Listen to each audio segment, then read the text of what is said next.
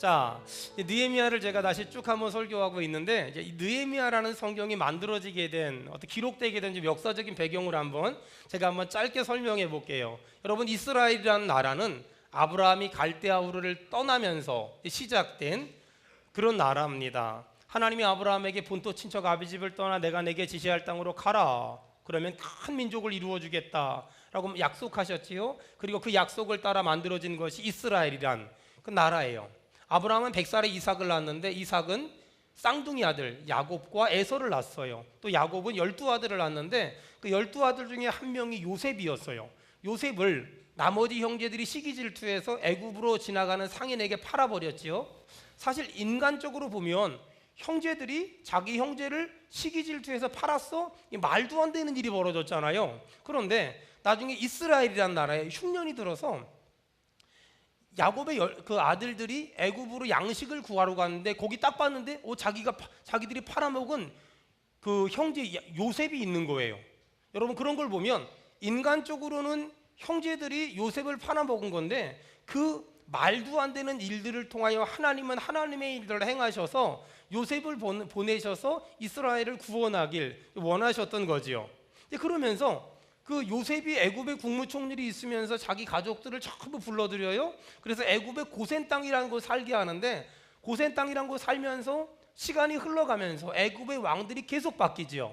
처음엔 애굽이 이스라엘에 굉장히 호의적이었다가 왕들이 바뀌기 시작하면서 어떤 일이 벌어졌냐면 이스라엘을 종으로 부려먹기 시작해요. 그러면서 430년이 지났고 나중에는 이스라엘의 애굽의 종살이를 계속 하게 됩니다.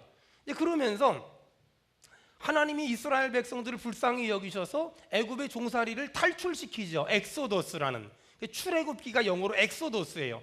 옛날에 뭐 혹성 탈출 이런 것도 있었잖아요. 이렇게 애굽을 탈출시키고 모세를 지도자로 삼아서 일주일이면 갈 수 있는 가나안 땅을 약 40년이란 기간 동안 뺑글뺑글 돌게 하면서 하나님이 이스라엘 사람들을 훈련시켜요. 그리고 이제 모세와 함께 이스라엘 사람 남자만 60만, 여자랑 애들까지 200만이 넘는 사람들이 가나안 땅 앞에 도착했는데, 그때 하나님은 모세를 느보산 앞에서, 가나안 땅 앞에서 죽게 하시지요. 그리고 새로운 지도자를 뽑게 하시고, 그 사람이 누구였더라? 여호수아였더라. 여호수아가 새로운 지도자가 돼서 가나안 땅에 들어가게 하시고, 이제 가나안 땅에 들어가서 하나님이 직접 이스라엘을 통치하세요. 하나님이 직접 이스라엘을 통치하신다. 그래서 신정 국가가 되지요. 그래서 하나님은 사사들을 영으로 저지라는 사사들을 택하셔서 뭐 기드온, 드보라, 입다 이런 사람들을 선택하셔서 하나님이 직접 통치하시고 마지막 사사가 사무엘이 됩니다.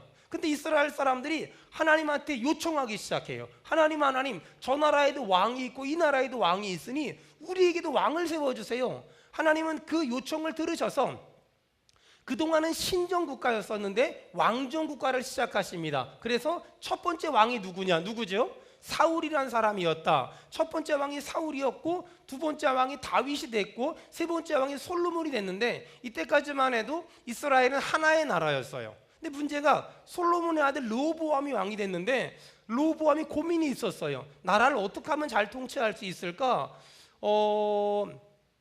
고민을 하다가 어른들에게 물어봤어요. 어르신들, 이 나라를 어떻게 하면 잘 통치하겠습니까? 어르신들이 니네 아버지 솔로몬이 왕궁도 짓고 성전도 짓니라 너무 이스라엘 사람들이 고생을 했으니 좀 천천히 하자. 젊은 친구들에게 물어봤어요. 어떻게 하면 이 나라를 잘 다스릴까? 젊은 친구들이 백성들은 가만 놔두면 딴 생각하니 더 일을 많이 시켜야 돼. 이 르호보암이, 솔로몬의 아들 르호보암이 친구들의 말을 듣고서 백성들에게 더 많은 일을 시켰어요. 백성들이 아버지 때도 일 많이 하고 아들 때도 일 많이 하니까 반역을 일으켜요. 솔로몬의 군대 장관이었던 여로보암이 10개의 지파와 함께 북이스라엘을 만들고, 르호보암은 베냐민과 유대가 2개의 지파 만들어서 북이스라엘과 남유다가 됐어요. 반역으로 시작한 북이스라엘은 얼마 지나지 않아서 아수르에게 멸망당하고, 남유다는 얼마 지나지 않아서 바벨론에게 멸망됐어요. 그리고 바벨론에 멸망당하면서 바벨론은 예루살렘 성전을 허물어뜨렸고, 예루살렘 성벽을 파괴했고, 이스라엘의 많은 사람을 사륙했고, 그리고 나머지 사람들을 바벨론의 포로로 끌고 왔어요.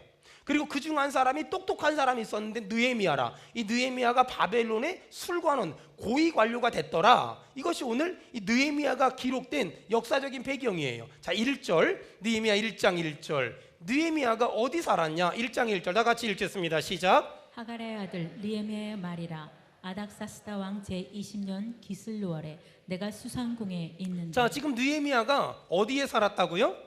수산궁에 살았다. 어느 왕 때? 아닥사스다 왕 때 수산궁에 살았어요. 그런데 2절에 지금 어떤 사람들이 이스라엘에 갔다 왔다는 거예요. 2절 다 같이 읽겠습니다. 시작. 내 형제들 가운데 하나인 하나니가 두어 사람과 함께 유다에서 내게 이르렀기로 내가 그 사로잡힘을 면하고 남아있는 유다와 예루살렘 사람들의 형편을 물은즉. 자, 수산궁에 살고 있었던 느헤미야가 하나니란 사람이 고국에 갔다 왔다는 말을 듣고 고국의 상황이 어떤가를 물었어요. 3절. 자, 고국의 상황이 어떤가? 시작.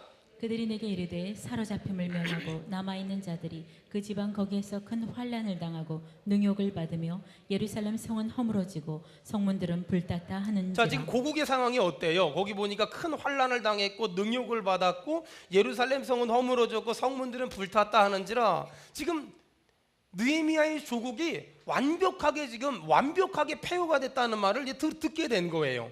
그리고 나서 4절에 보니까 그 내 조국이 망했다, 불탔다, 허물어졌다, 환난을 당했다 그 말을 듣고 느헤미야의 반응이 4절에 나와요. 시작. 내가 이 말을 듣고 앉아서 울고 수일 동안 슬퍼하며 하늘의 하나님 앞에 금식하며 기도하여. 자, 나라가 망했다는 말을 듣고 느헤미야의 반응이 어때요? 앉아서 울고 슬퍼하며 금식하며 기도했다는 거예요. 자, 그 다음 5절부터는 느헤미야의 기도가 쭉 나옵니다. 여기서 이제부터 제가 중요한 얘기를 한 가지 해볼게요. 자, 나라가 망했대요. 나라가 불탔대요. 성벽이 무너졌대요. 또 성문이 다 허물어졌다는 거예요. 그 말을 들었어요. 느헤미야가 듣고서 어떻게 반응했냐? 울고 슬퍼하며 금식하며 기도했다는 거예요. 여러분, 여기서 우리가 질문을 한 가지 해야 돼요. 지금 아까 제가 역사를 설명했잖아요. 이스라엘 사람들이 바벨론 포로로 끌려와서 바벨론에 몇 년 살았다고요? 70년. 몇 년 살았다고요? 70년을 살았대요.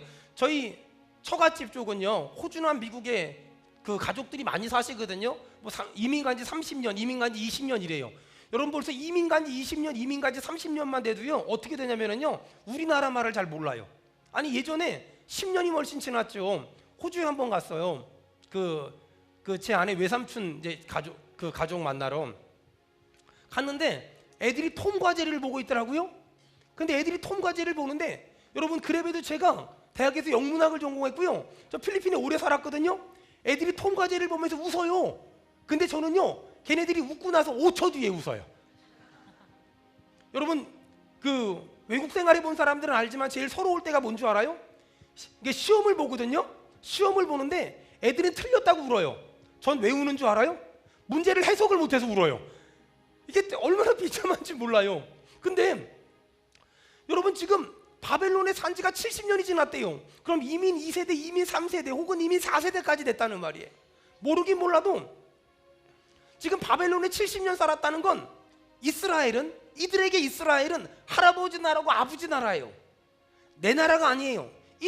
대부분 이들은 바벨론에서 태어났고 자랐고 교육했고 결혼했고 살고 있는 사람들이에요. 그렇다면 이들에게 있어서 이스라엘은 아버지의 나라, 할아버지의 나라, 옛날 전설 속의 나라는 나오는 그 나라지, 그렇게 감동적이고 그렇게 애틋하고 그렇게 그립고 그렇게 보고 싶은 나라가 아니에요. 여러분, 지금 남한과 북한이 굉장히 좋은 분위기 속에 있잖아요.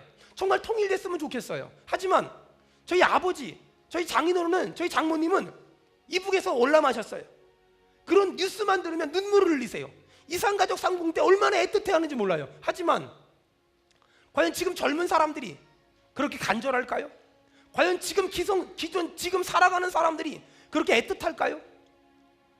여러분, 마찬가지로 지금 느헤미야를 비롯한 그 다음 세대들은 사실 나라가 망했대, 이스라엘이 망했대, 성벽이 무너졌대, 성문이 불탔대, 그렇게 애틋하거나 그렇게 마음이 아프거나 마음이 아리거나 마음이 짠하거나, 사실 그게 더 이상한 사람들이 지금의 모습일 수 있어요. 그럼에도 불구하고 느헤미야가 그 말을 들었는데 울었다는 거예요. 가슴 아파했다는 거예요? 힘들어했다는 거예요? 금식했다는 거예요? 슬퍼했다는 거예요? 여기서 우리는 아주 중요한 질문을 하나 해야 돼요. 여러분, 어떤 사람이 망했대요? 어떤 사람이 아프대요? 어떤 사람이 힘들대요? 사실 그 사람은 나랑 직접적인 관계가 없고, 사실 내 문제도 아니고, 그 사람이 힘들고 어려운 문제가 나와 그렇게 별 상관이 없어요. 여러분, 어떤 사람이 아프다는 말을 듣고, 어떤 사람이 힘들다는 말을 듣고, 어떤 사람이 망했다는 말을 듣고, 어떤 사람이 어려운 일을 당했다는 말을 듣고 같이 울어본 적 있습니까? 같이 아파해 본 적 있습니까? 지금 느헤미야는 나라가 망했대요, 성벽이 무너졌대요, 성문이 불탔대요. 사실 떠나온 지 70년이기 때문에 그렇게 애틋할 필요도 없고 그렇게 안타까워할 필요가 전혀 없어요. 그런데 하나님이 느헤미야라는 사람에게 내 나라와 민족에 대한 거룩한 부담을 주시는 거예요. 여러분은 어떤 일을 들으면, 어떤 일을 보면 가슴이 벌렁벌렁하고 가슴이 막 뜨거워집니까? 얼마 전에 기독교 방송에서 탤런트 정혜리 씨의 그 이야기를 들은 적이 있어요. 그분은 국내외에 아이들, 굶는 아이들, 먹지 못해 죽어가는 아이들, 나쁜 물을 마시는 아이들만 보면 너무 마음이 아프고 가슴이 막 벌렁벌렁 찐대요. 그래서 월드비전 홍보대사라면서 그 아이들 돕는 일에 자신의 인생을 걸었더라고요. 여러분, 윌리엄 윌버포스라는 사람이 있어요. 이 사람은 노예 폐지 운동을 주장했던 사람이거든요. 사람들은 미국의 아브라함 링컨만 노예 폐지 운동을 주장한 것을 기억하는데, 영국의 윌리엄 윌버포스라는 사람이 있었어요. 이 사람은 노예를 사고 파는 것은 성경적이지 않다, 신앙적이지 않다, 하나님이 기뻐하지 않는다 주장하면서 영국 의회에서 강력하게 외쳤고, 그리고 결국 이 사람의 주장을 따라서 노예 무역을 하는 것들이 폐지가 됐어요. 이 사람은 노예들만 바라보면 가슴이 벌렁벌렁 뛰었대요. 교회 음악의 대가라고 불리는 바하, 이 사람은 하나님을 찬양할 수 있다는 거 하나만 가지면 막 가슴이 벌렁벌렁 뛰었대요. 그래서 아무도 알아주지 않고 아무도 인정해주지 않는 시골 작은 교회에서 오르간 곡을 256개, 합창곡을 263개, 피아노 곡을 162개를 만드는, 그리고 그가 죽고 나서 그 곡들은 명곡이 되는 그런 역사를 경험했어요. 여러분, 저는 지난 한 주간 동안 중고등부 연합수련을 인도하고 왔어요. 저와 같이 사역했던 차보우 목사님은 청년, 청소년, 이 두 글자만 들으면 가슴이 막 뛴다는 거예요. 저는 20대 때 선교지에서 사역을 했어요. 선교, 이 두 글자만 들으면 가슴이 지금도 벌렁벌렁 뛰어요. 지금은 목회, 한 사람, 한 영혼, 전도, 또 교회, 이 단어만 들으면 가슴이 막 벌렁벌렁 뛰어요. 여러분, 예수를 믿으면 왜 잘 될까? 기독교가 들어간 지역마다, 나라마다, 민족마다 왜 잘 될까? 여러분, 예수를 믿잖아요? 그럼 가슴이 뜨거워져요. 여러분, 오늘 찬양하다, 기도하다, 말씀 듣다, 예배하다가 여러분의 가슴이 뜨거워지기를 주의 이름으로 축원합니다. 가슴이, 예수를 믿으면 가슴이 뜨거워져요. 정상적인 그리스도인과 비정상적인 그리스도인의 차이가 뭐냐? 이거예요. 정상적인 그리스도인은 가슴이 뜨겁고 머리는 차가워요. 다시요. 가슴이 뜨겁고 머리가 차가워야 돼요. 머리는 이성적이어야 되고 가슴엔 뜨거움이 있어야 돼요. 가슴에 불이 있어야 돼요. 비정상적인 그리스도인은 어떠냐? 가슴이 차가워요. 뭘 봐도 그런가 보다. 뭘 봐도 그런가 보다. 비정상적인 그리스도인은 가슴이 차가워요. 근데 머리는 뜨거워. 왠 줄 알아요? 열받았거든. 비정상적인 그리스도인은 머리는 뜨겁고 가슴은 차가워요. 근데 정상적인 그리스도인은 머리는 차갑고 가슴은 뜨거워요. 여러분, 오늘 예배하다가 하나님이 여러분의 가슴에 성령의 불을 주시기를 주의 이름으로 축원합니다. 하나님이 불을 주니까 막 가슴이 뜨거워요. 가슴이 뜨거우니까 가정을 더 좋은 가정 만들고, 직장을 더 좋은 직장 만들고, 나라를 더 좋은 나라 만들고, 교회를 더 좋은 교회 만드는 거예요. 여러분, 축복합니다. 오늘 가슴에 불이 임하기를 주의 이름으로 축원합니다. 주의 이름으로 축원합니다. 저는 윤희선교회라는 곳에서 선교사 파송을 받았어요. 윤이란 말은 뭐냐면 you need, 당신이 필요하다, 이 말이에요. 그 윤희선교회는 70년대 80년대에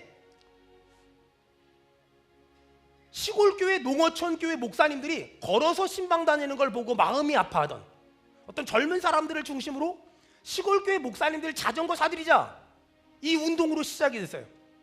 그래서 시골교회 목사님들 자전거 사들이는 운동으로 시작됐는데 나중에는 오토바이도 사들이고 차도 사들이고 그 사역이 90년대에 필리핀으로 갔고 인도로 갔고 미얀마로 갔고 방글라데시로 갔고 라오스 캄보디아로 갔고 그다음에 아프리카까지 갔어요. 러시아까지 갔어요.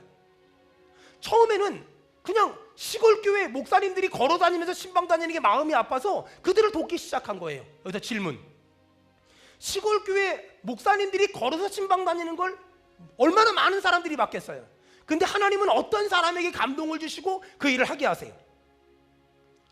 한 번은 교회를 열심히 섬기는데 우리 교회 청년이 당구에 빠진 거예요. 그 당구 게임비를 마련해야 되는데 용돈으로 안 되잖아요. 그래가지고 술 먹은 사람들 주머니에서 돈을 빼는 그런 나쁜 짓을 다 하다가 경찰서에 가게 됐어요. 경찰서에 가서 교도소에 갔어요. 천안소년교도소에. 우리 교회 청년이니까 학생이니까 신방 갔잖아요. 우리 목사님하고 신방을 갔어요. 근데 그 학생이 그러는 거예요. 목사님 교도소에는요 정말 착한 사람들이 많이 온대요. 그 친구 그래요. 그러면서 목사님 이 친구도 착하고요 이 친구도 착하고요 이 친구도 착하니까 목사님 이 사람들 예수 믿으라고 편지 좀 보내주세요. 그래서 교도소엔 이름이 없거든요. 1278번 2222번 뭐 이렇거든요. 그 재소자 번호를 따가지고 편지를 보냈어요. 예수 믿으라고. 그랬더니 답장이 오는 거예요. 예수 믿겠다고. 성경책을 보내달래요. 성경책을 보내줬죠. 물어봤죠. 그 교도소에 성경책 없냐고. 기도원 협회에서 보내준 성경은 별로 이렇게 파란색인데 뽀대가 없다고 좋은 것 좀 보내달래요. 그래가지고 비싼 거 사가지고 전부 보내주기 시작했죠. 그랬더니 한 달이 지나고 두 달이 지나는데 이 친구들이 천안소년교도소에 있던 친구들이 24살이 되면서 작년 교도소로 이감을 가는 거예요. 청주로 가고 목포로 가고 어디로 가요. 그러면서 거기 가서 저 그쪽으로 가니까 거기도 편지 보내달라고 거기도 편지 보내달라고. 그래서 1년이 되기 전에 전국 교도소에 2,300통의 편지를 사랑의 편지 나눔회란 이름으로 보내게 됐어요. 근데 거기서 어떤 친구가 목사님 저는 얼마 있으면 출소하는데 나가서 저 신학 공부할 수 없냐고. 그래서 신학대학은 학력고사를 봐야 되고 수능을 봐야 되니까 힘드니까 국가에서 인정하지 않은 신학교라는 데가 있는데 거긴 갈 수 있다고. 그럼 저 거기 가고 싶다고. 그래서 신학을 공부하겠다고 말한 사람들만 우리 목사님 집에 살게 했어요. 15명, 18명까지 살았어요. 그들을 품었고 그들을 신학을 공부시켜서 그들을 중국 선교사로 저 중국의 샹그릴라로 저 인도로 저 필리핀으로 저 캄보디아로 선교사로 막 내보냈어요. 그 일이 막 확장됐죠. 여러분 보세요. 교도소에 전도할 사람들이 많다는 건 많은 사람들이 알았어요. 근데 하나님이 어떤 사람에게 감동을 줘서 그 사람을 통해서 그런 많은 일들이 진행되게 하시는 거예요. 여러분 하나님은 지금도 우리 각 사람에게 다른 감동을 주세요. 어떤 사람은 선교라는 말을 들으면 가슴이 뜨겁고 어떤 사람은 장애인이란 말을 들으면 가슴이 뜨겁고 어떤 사람은 학생, 청소년, 청년이란 말을 들으면 가슴이 뜨겁고 어떤 사람은 장애인, 어떤 사람은 노인, 어떤 사람은 어린이, 어떤 사람은 망한 사람들, 어떤 사람은 상처받은 사람들, 어떤 사람은 넘어진 사람들, 그 이야기를 들으면 가슴이 뜨거워지는 사람들이 있어요.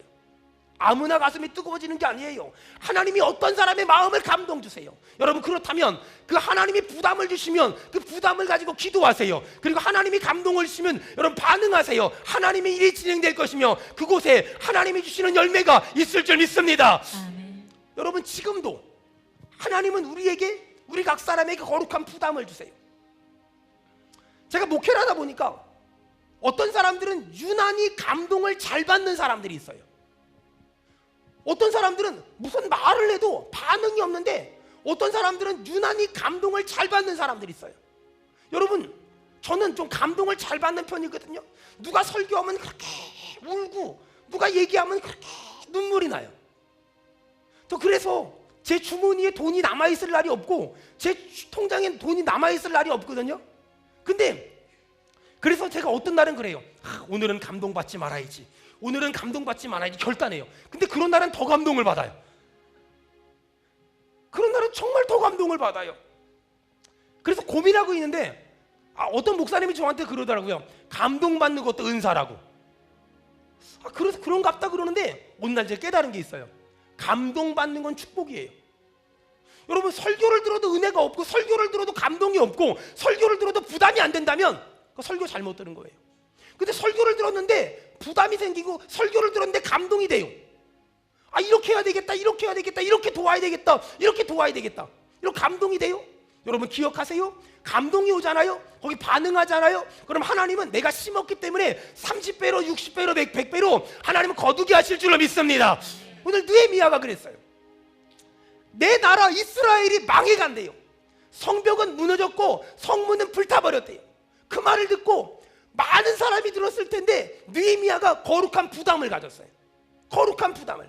여러분 그래요. 교회를 개척하고 한 3년, 4년째가 됐어요. 여름 성경학교를 막 준비했어요. 근데 주변에 교회들이 정말 많은데 여름 사역을 안 해요. 첫 번째, 애들이 없어요. 두 번째, 돈이 없어요. 어떤 목사님은 자기 자녀 하나밖에 없고 둘밖에 없어요. 그러니까 할 수가 없는 거예요. 하나님 앞에 기도하다가 제가 하나님 앞에 이런 기도해요. 하나님, 저 목사님 딸님이 하나밖에 없어서, 저 전도사님 아들 하나밖에 없어서 여름 사역을 못하고 애들이 성경학교를 못 가요. 어떡할까요? 그때 하나님이 저한테 마음에 감동을 주셨어요. 걔네들을 네가 품어라. 그네들을 네가 품어라. 그래서 수원은혜교회 여름 사역은 우리 교회를 위한 여름 사역이 아니라 우리 교회가 중심이 된 한국 교회를 섬기는 여름 사역을 하자. 유치부 애들도 성경학교 못하는 애들 다 우리 교회 와라. 유초등부 애들도 성경학교 못하는 애들 다 우리 교회 와라. 그래서 그들을 다 품기 시작했어요. 중고등부도 어떤 교회는 중고등부 애들이 1명이에요, 2명이에요, 5명이에요. 이런데 수련회 못하거든요. 하나님 앞에 기도했어요. 하나님, 내가 저들을 품고 싶어요. 그랬더니 하나님이 저를 중심으로 중고등부 수련을 시작하게 하셨어요. 지금부터 10년 전에, 13년 전에. 그래서 저 천안에 있는 병천교회를 빌려가지고 미자리교회, 개척교회 애들 다 와라 광고를 냈어요. 그랬더니 120명이 왔어요. 그들을 잘 섬겼어요. 그랬더니 사람들이 잘한다 그러면서 우리도 도와줄게요 그러면서 이렇게 커졌어요. 여러분 보세요. 저는 늘 하나님 앞에 하나님이 주신 거룩한 부담에 순종했어요. 하나님이 주신 거룩한 부담에 반응했어요. 제 꿈이 그거예요. 하나님, 이 땅엔 은행들이 정말 많아요. 국민은행도 있고요, 하나은행도 있고요, 또 기업은행도 있고요, 산업은행도 있고요, 농협도 있고요, 수협도 있고 신협도 있어요. 근데 하나님, 이 은행들은요 자기 은행의 이익을 위해 존재하잖아요.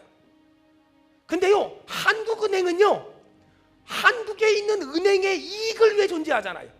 하나님, 수원은혜교회가요 수원은혜교회를 위해 존재하는 것이 아니라 이 땅에 있는 모든 교회를 품을 수 있는 한국은행 같은 역할을 하는 그런 교회가 되게 도와주시옵소서. 아멘. 이런 기도를 했어요. 그래서 우리 교회가 유초등부 수련회 할 때 미자리교회 개척교회를 품었고, 우리 교회가 중고등부 수련회 할 때 미자리교회 개척교회 애들 품었어요. 물론 이렇게 하다 보니까 우리 교회 애들이 손해보는 게 많아요.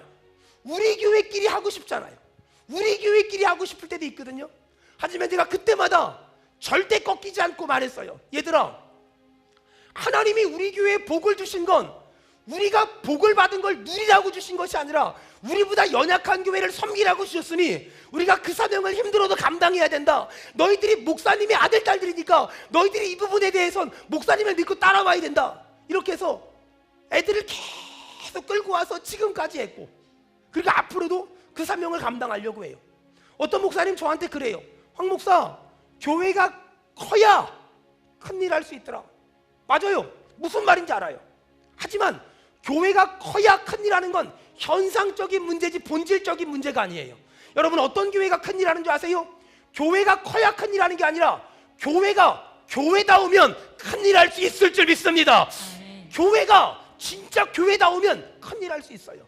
오늘 느헤미야는 나라가 망한다는 이야기를 듣고 다른 사람들은 듣고 잊어버리는데 느헤미야는 기도했어요.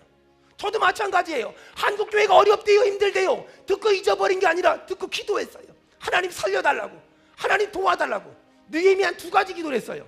어떻게 기도했냐? 느헤미야 1장 5절 다 같이 읽겠습니다. 시작. 이르되 하늘의 하나님 여호와 크고 두려우신 하나님이여 주를 사랑하고 주의 계명을 지키는 자에게 언약을 지키시며 긍휼을 베푸시는 주여 간구하나이다. 아멘. 이르되 하늘의 하나님 여호와 크고 두려우신 하나님이여 주를 사랑하고 주의 계명을 지키는 자에게 언약을 지키시며. 여러분, 하나님은 주를 사랑하고 주의 계명을 지키는 자에게 언약을 지키시는 분인 줄 믿습니다. 아멘. 느헤미야가 첫 번째 어떻게 기도했냐?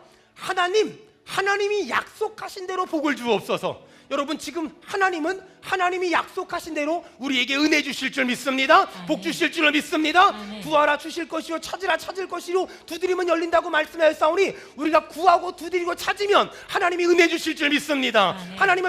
하나님은 믿음의 기도는 믿음의 기도는 병든 자를 구원한다고 말씀하셨사오니 믿음으로 명령합니다. 모든 질병이 떠나갈지어다. 아멘.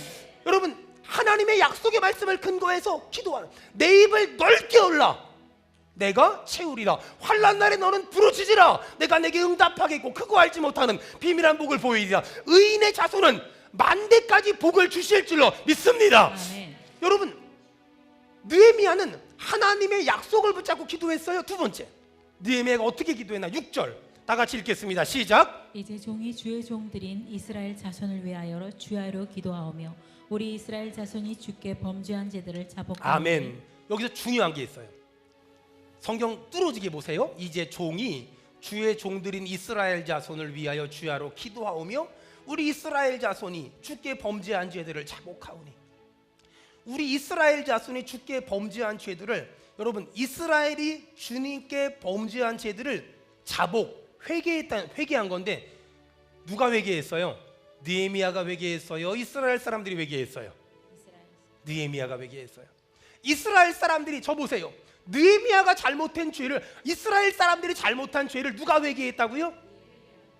여러분, 이스라엘 사람들은 자기들이 죄를 지어놓고 죄인지 몰라요. 여러분, 우리 주변에 그런 사람들 있죠.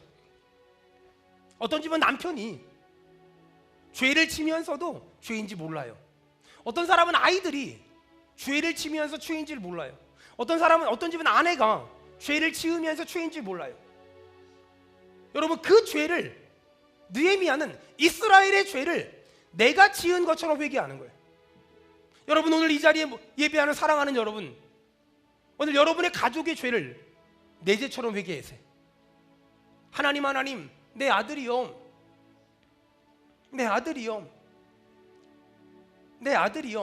하나님이 없대요. 하나님, 내 딸이요, 주일 성수하지 않아요. 하나님, 내 아내가요, 아직까지 불평과 불만을 멈추지 않아요. 하나님, 내 남편이요, 하나님을 믿느니 차라리 내 주먹을 믿으래요. 주님, 몰라서 그래요. 하나님, 몰라서 그래요. 저들의 죄를 용서하여 주시옵소서. 하나님, 우리 교회 장로님이, 하나님, 우리 교회 권사님이, 하나님, 우리 교회 안수 집사님이, 하나님, 우리 교회 집사님이 먹고 살기 힘들 때는 하나님께 처절하게 매달리다가 먹고 살만하니까 예배조차 안 나와요. 신앙생활도요, 딱 지옥 가지 않을 만큼만 신앙생활해요. 주님, 몰라서 그래요. 하나님, 제가 잘못했어요. 제가 잘못 가르쳐서 그래요. 용서해 주세요. 여러분, 지금 느헤미야는 이스라엘의 죄를 내 죄로 생각하고 대신 회개했어요. 여러분, 지금 느헤미야가 하나님 앞에 나아가기 전에 말씀 붙잡고 기도했어요. 조국의 죄를 위해 기도했어요. 하나님, 한국교회의 연약함을 용서해 주세요. 하나님, 한국교회 목회자들의 죄를 용서해 주세요. 하나님, 타락하고 넘어지고 변질된 사람들의 죄를 용서해 주세요. 그 사람들의 죄를 내 죄처럼, 남편의 죄를, 아내의 죄를, 자식의 죄를, 부모의 죄를, 형제의 죄를 내 죄처럼, 목사님의 죄를, 성도의 죄를 내 죄처럼 하나님 앞에 간절히 회개했어요.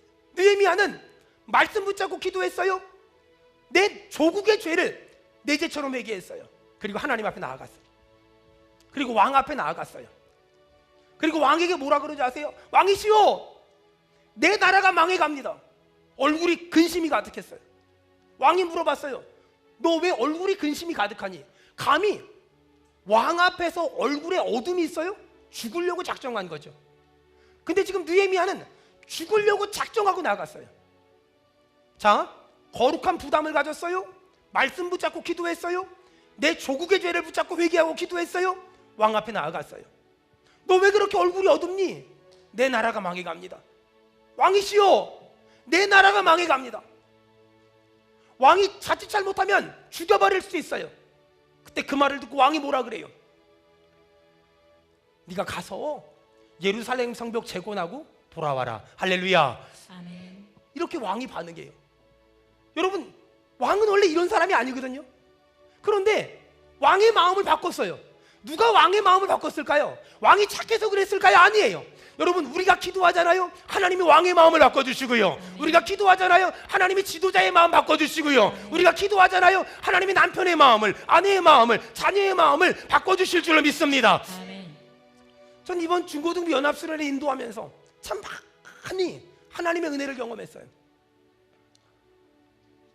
주일날 저녁 때 장소에 도착했는데, 수련회 장소 도착했는데 작년에 교사로 오셨던 어머니가 저를 찾아왔어요. 목사님 죽을 것만 같아요. 아들이요 또 사고 쳐서 어저께 학교 가서 선생님이랑 면담하고 왔어요. 죽을 것만 같아요.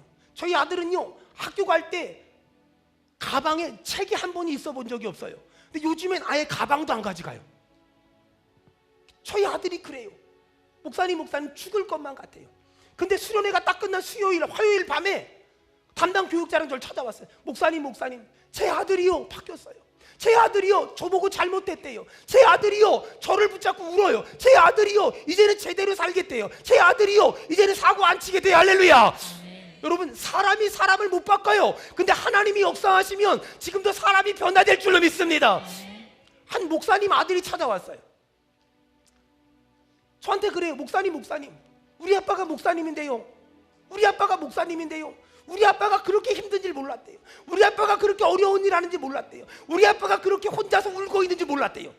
근데 이번 수련을 통해서 목사님 설교를 듣고서 우리 아빠가 얼마나 힘든 일을 하는지, 우리 아빠가 얼마나 어려운지 알았대요.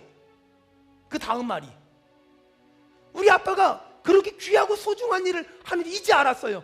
목사님, 저도요 우리 아빠가 하는 그 일을 저도 하고 살고 싶어요. 목사님, 저 위에 기도해 주세요.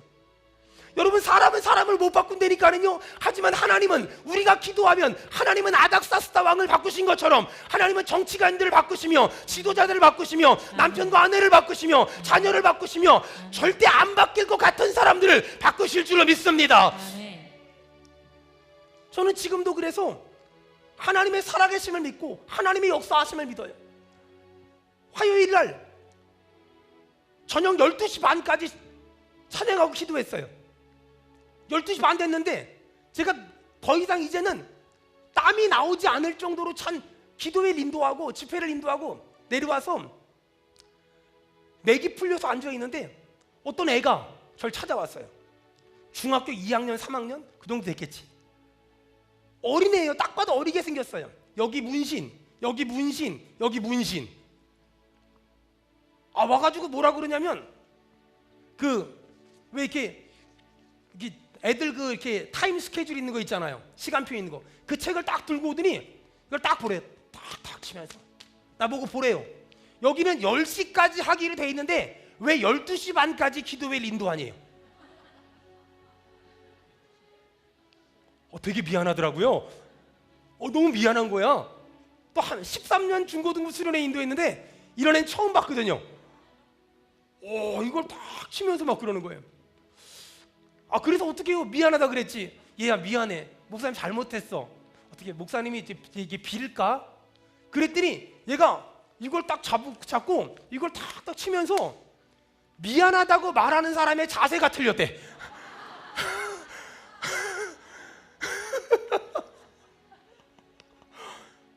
아니, 그럼 어떻게 해야 돼 이걸 도대체? 내가 무릎 꿇을 수는 없고. 그리고 이제 좀 어정쩡하게 있는데 갑자기 우리 뒤에서 우리 청년, 우리 또 의리의 사나이 주호가 갑자기 뒤에서 한마디 했어요. 이거 녹화하면 안 되네. 저 새끼 뭐야? 그래서 이제 얘가 내 앞에서 건들거리다 이렇게 하고 있으니까 뒤에서, 근데 얘가 그 소리를 들은 거야. 이제 얘는 안 거예요. 목사님은 절대로 얘를 두들겨 패지 못할 거라는 건. 근데 뒤에 있는 그 형의 목소리는 뭔가 있을 거라는 느낌이 있었던 거야. 움찔하더니 뭐라고 궁시렁거리고 막 그러더니 잽싸게 도망가더라고. 저는 그래서 앞으로 보디가드를 좀 데리고 다니려고요 지금. 안 되겠어. 이러다가 매 맞게 생겼어. 큰일 나겠어. 여러분, 근데 저는요 그런 학생들을 보고서도 기도가 돼요. 왠지 아세요? 이번에 마지막 날 어떤 청년이 고3 아이가 나와서 간증을 했는데, 여러분은 처음 본 청년이어서 학생이어서 모르겠지만 그 학생이 2년 전에 3년 전에 아빠도 없고 엄마도 없어요. 그러다가 얼마 전에 엄마 만나서 같이 살고 있어요. 근데 엄마랑 살고 있는데 그 학생이 딱 그런 친구였어요. 아마 여기 스텝으로 오래 가셨던 분 아시겠지만 저기 산속에 들어가서 혼자 담배 피고 나오던 친구였어요. 근데 걔가 이번에 은혜를 받고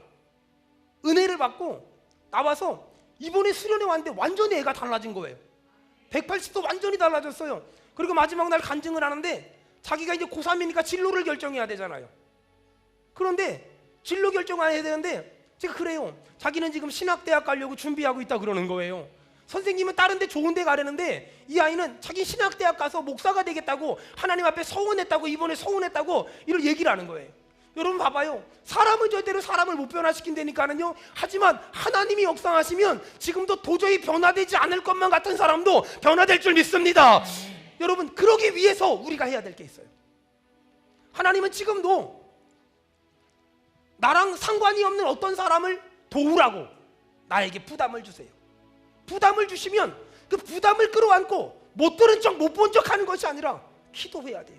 그리고 성령님이 감동을 주시면 반응을 해야 돼요. 여러분, 신앙생활을 다른 말로 말하면 뭔지 아세요? 하나님이 나에게 주신 마음을 반응을 해야 돼요. 듣고 잊어버리는 자가 아니라 듣고 반응하는 자가 돼야 돼요. 여러분, 사람은 우리가 못 변화시켜요. 하지만 저는 지금도 믿습니다. 사람은 할 수 없으되 하나님은 그 사람을 변화시키며 변화시킨 그 사람을 통하여 많은 열매를 맺게 하실 줄로 믿습니다.